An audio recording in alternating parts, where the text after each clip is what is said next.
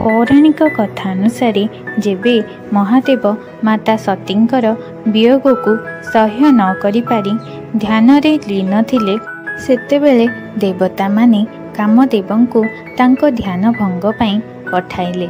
महादेव निजर क्रोधर अग्नि रे कामदेवंकु भस्म करिदेले। देवता माने उपाय शून्य होई पड़िले।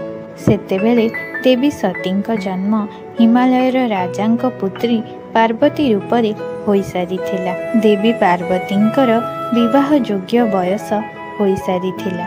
सेतेबेले देवर्षि नारद देवींकु समस्त विषय कही तांकु कठोर तपस्या करी महादेवंकु प्राप्त करिवार परामर्श देले। देवी पिता मातांकु तपस्या करिवा पई अनुमति मागिबारु पिता मातांकर पुत्रींकु एपरि कष्टरे देखिबार इच्छा नथिले सुधा पुत्रीर मनोबल देखि सेमाने अनुमति देले। एहा परे देवी कठोर तपस्या करिबा आरंभ कले। किछि वर्ष जाई देवी गछरु झड़ीथिबा बिल्व पत्रकु आहार करी तपस्या कले। किछि वर्ष परे देवी बिल्व पत्रर आहार छाड़ी देबारु तांकर नाम अपर्णा हेला।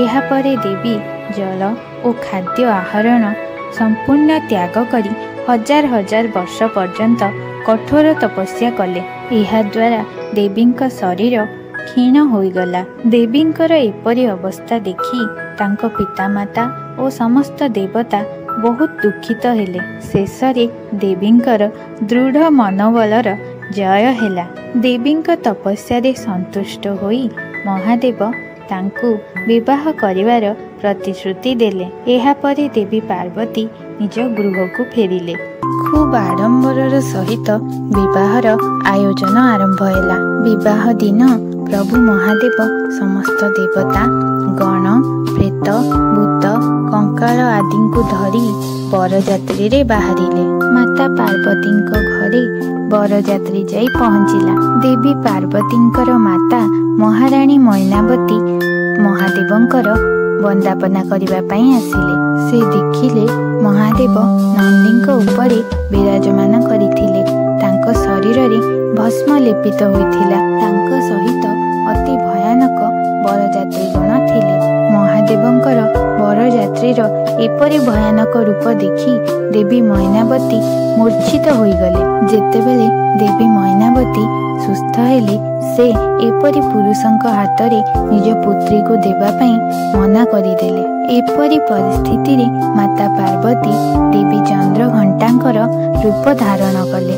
देवी चंद्रघंटा महादेवंक निकट को जाई तांको एक सुंदर राजकुमारर रूप धारण करिवा पई अनुरोध कले। देवींक कथारे महादेव एक अत्यंत सुंदर राजकुमारर रूप धारण कले। एहा परे देवी पार्वती एवं महादेवंकर विवाह सुंदर भावरे संपन्न हैला। सांग माने कहानीटी भल लागिथिले वीडियो को लाइक करंतु।